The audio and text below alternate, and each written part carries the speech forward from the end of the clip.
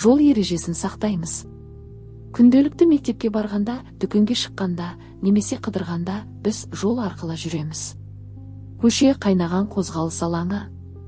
Онда жеңіл көліктер де, үлкен автобустар да ары-бері ағылып жатады. Сондықтан әрбір оқушы өзінің қауіпсіздігі үшін жол жүру ережесін жатқа білуі тиіс. Бағдаршам біздің досымыз. Жолдағы ең басты көмекшіміз бағдаршам. Оның үш көзі бізге белгі береді. Қызыл түс жанғанда тоқтау керек. Бұл уақытта көліктер қозғалады. Сары түс дайындық белгісі. Жасыл түс жүруге рұқсат.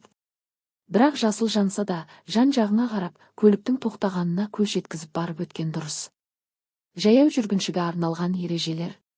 Егер бағдаршам болмаса, жолды зебра деп аталатын арнайы жол арқылы кесіп өту керек. Жолдан өтерде алдымен сол жаққа, ортасына жеткенде оң жаққа қарау, бұл бұлжымас қағида. Сондай-ақ жол жиегінде ойнауға, доп қууға, немесе құлаққап киіп телефонға қарап жүруге болмайды. Бұл зейінді шашыратып қауіпті жағдайға әкеп соғуы мүмкін. Есіңде сақта, жол ережесін сақтау өз өміріңді сақтау. Тәртіп бар жерде қауіп жоқ.